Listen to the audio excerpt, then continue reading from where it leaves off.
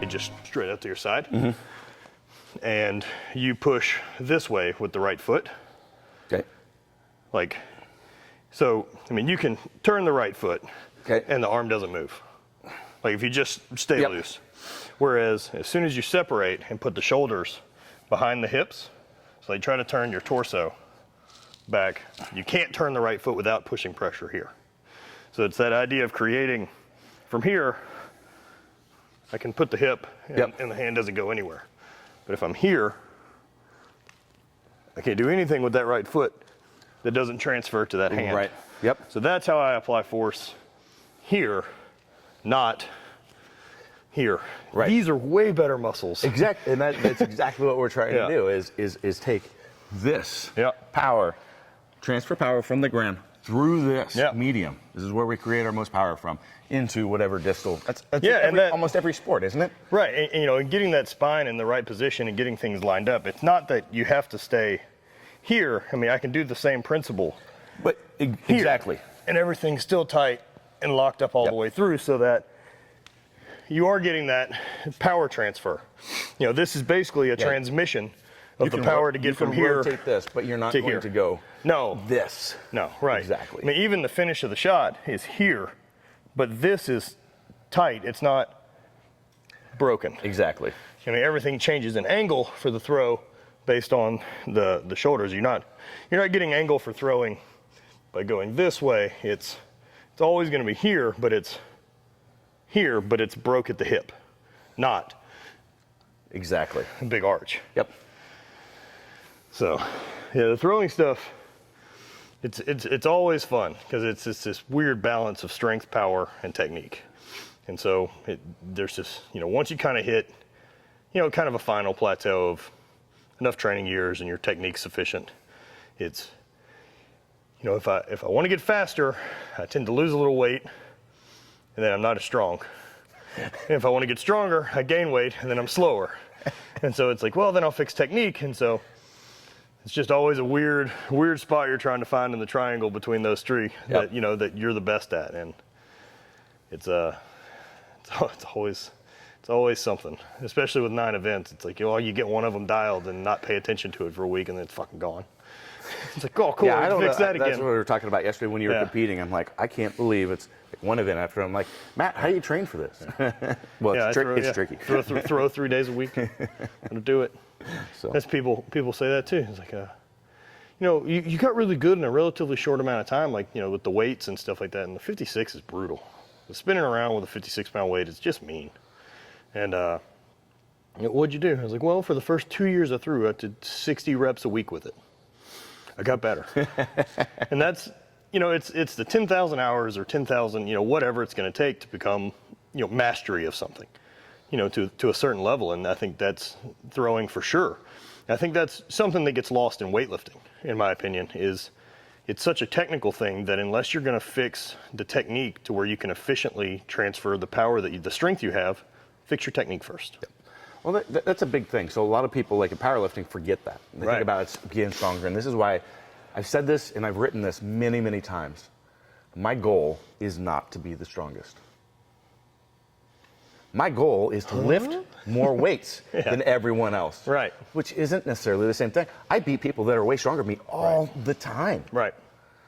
But people, you know, they watch my squats. How do you stay in such perfect position? Because I've trained it. Exactly. 100,000 It's all about reps. efficient power. How did you, over this period of time, put 140, 150 pounds on your squat? Well, look at my squat before, look at it now. You know, I've gotten a little bit stronger. Maybe I've added 50 pounds to my squat. Sure. Strength-wise. Yeah, but you know, efficient. You've built up the stability stuff that you're strong enough to maintain the positions that there isn't a weak link that's going to break. Yeah. Well, you watch me fail on a squat and watch some of the people that I train. Yeah. It looks like this. Boom, boom. And done. Yeah. Nothing ever breaks down. Right. Because, you know, that's, anytime we break down in that manner, it tells us that we're not maximally transferring power. Right. So if our technique is breaking down, it should just stop. But I that's can't a lift the weight. mistake people do. I'm not strong enough anymore. There's definitely, you can do technique work at really submaximal weights, but it's not the same as having my shit together for, you know, a 95% rep is a totally different ball game, and you've got to spend time in that wheelhouse. Exactly. This is the whole foundation, actually, of like my what I call heavy speed work. Okay. So it is the fact I'll work up to that. Let's say it's 95%. Okay. But instead of hitting a max double, or sorry, a max triple, I'll down it and do doubles. Yeah. And then I'll do it over and over and over again. So I'll hit like 5 sets of them. Right. That gives me 5 opportunities to set up. Yeah. To think about it, be mentally prepared, all the cues, because you have to, it's heavy enough, you have to do all that stuff. Right. You can't just go through it. Joke just through like it, yeah. Some people, and you could do it with some speed work and stuff too, but I often see like people do speed work, and that doesn't look like you're just in bad positions. It doesn't look like anything at all, right. like once they actually apply heavy load. And the same thing translates, like when I do seminars, a big level of the people that show up to my seminars are people that are actually experts in the DNS stuff they're chiropractors, physical therapists that actually have a lot more education in this stuff than I do. But there's a reason they come, and there's a reason actually they can walk away with a benefit, because I can show them in the course of this that they're not actually doing what they think they're doing. Right.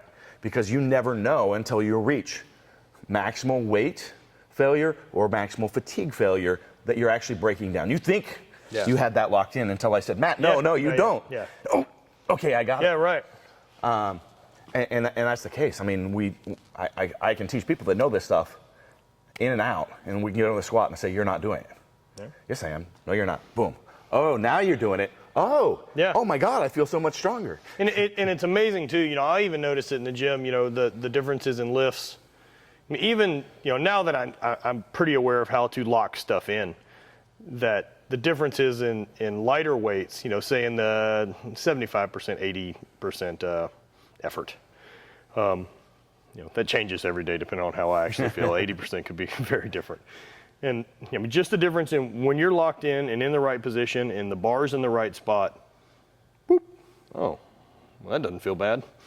And then versus when you're in a kind of sloppy position or a little tired, the same weight can feel real heavy. It's often when people hurt themselves too. Yeah. It's on their warm-ups and they don't realize. Because they're not, you're a little looser. They got tweaked on the 225, and then they get up to 500, and now all of a sudden that tweak becomes a pain. Yeah. Well, it didn't happen on the 500-pound squat. And there's one of those things. It's practice. Practice, and exactly right. And it's not just the repetition. At some point, look, if you're a beginner, let's just get you squatting. Can you bend down and keep your head above your waist and not shit on your feet? Let's do that for a bunch, and then we'll fix. Luckily, I've never had anybody do that. Perfect. Okay. But like, talking to Kelly, like, why not practice to make your battle stance your everyday stance? Get used to, screwing your feet into the floor and creating stability, and do that all day, so that's automatic. Yeah. And that's what I think of technique work, and think about throwing or lifting. It's kind of a scientific method where I want to work on technique to the point that 95% of my lift is going to happen automatically now. That I know, boom, this is going to lock in, this is in place, my feet are screwed in, to where from that point I can say, let's change a variable and see what happens. Let me bump my feet out a half inch, because I know all of this other stuff will take care of itself. It's the same for throwing. I can say, what happens if I, push a little harder on the right foot, or wait for the weight to get a little bit further past me, because I know the body will do the rest of it. Right. I don't have to think about the next 15 steps. It's just going to happen. So this is kind of foundation of like the DMS stuff that I'm working on, in my approach to how I correct this and get people working correctly and optimizing their training efficiencies and weights and getting them out of pain. But we step through like breathing assessment first. We go through a lot of different ways, and we go, okay, we've got deviation. Here's the one that actually corrects it, and I want you to practice this 3 or 4 times a day. Consciously focus on your breathing. Okay, then we work into some core stabilization. Oh, we've got some oblique issues or whatever. Okay, you're going to practice that multiple times. You're sitting there watching TV. Let's work on this. Let's work on this. Let's work on this. It doesn't always have to be underweight. You can do it all day. Okay, we've got all that stuff down. Now we're working on integration. Maybe we're doing some wall bug or some other variation of this dead bug. I want you doing that every day, working that in, so that when you get into squat or deadlift, that stuff is happening. Right. You've got it down. So that's some of the same principles that I use. A big piece of assessing first. How do you know what you need to work on, and how do you cue it to work properly, and then from there developing a plan of action. Well, so. Yeah, that being able to, this area here is the trick for any performance. It's if it's weak and sloppy, and you put, a lot of force trying to transfer through a piece of spaghetti to something else that's going to have to either transfer that force or create force. Okay. And spaghetti's not going to cut it. That's why you build something solid in the middle so that there's no loss of power. Exactly. We don't want lost power, and we don't want down regulation. Right. So, and I didn't misspeak when I said DMS earlier. So this is the Duffin Movement Series. Okay. Or Duffin Movement Systems. And it is a subscription-based website that I'm working on. So it's going to have, basically, it's going to be like a 20-hour video series broken down into little pieces of, very cool. Here's how you assess, here's how you correct, here's how you actually integrate this into the core movements, here's how you find deviation, and then this is what you do for deviation.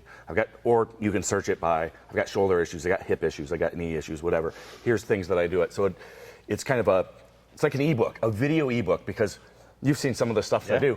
I can't write that down and have people actually have any understanding what it is. The video is a huge part, and especially, trying to write down, think about pushing when you could, in 2 minutes. You could either write 3 or 4 pages on it, or in 30 seconds show and then one example. Still, doesn't get it, not going to get it.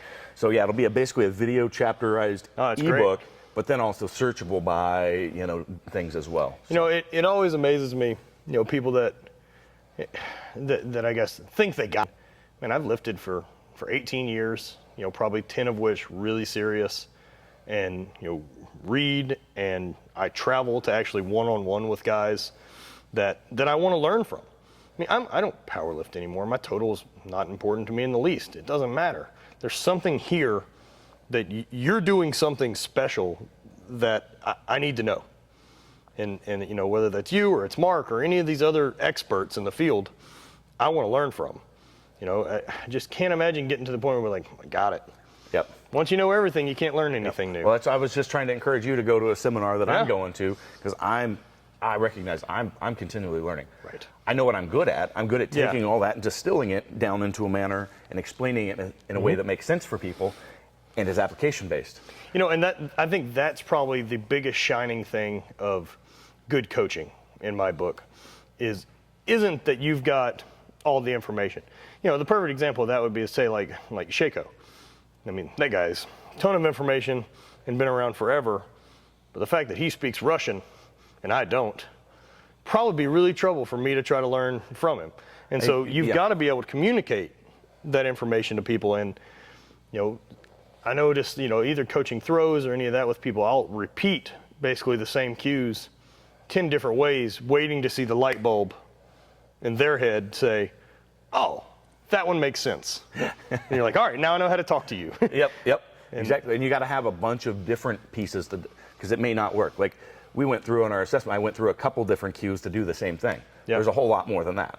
Same thing from the breathing. I've got a whole handful of different ones that we go through and work through and find which one works best. No, you've got to as a coach. Yep. There isn't the one answer. No, so no, there's not. So be on the lookout for the DMS website. Should be up later this year. Awesome. Looking forward to it. All right. Appreciate it.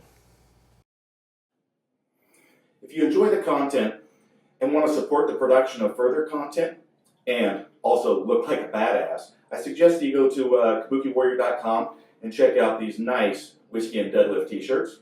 Additionally, we've got a number of products and new products that we're releasing that will help you perform better and move better, from coaching products to products like the shoulder rock. So please check out kabukiwarrior.com.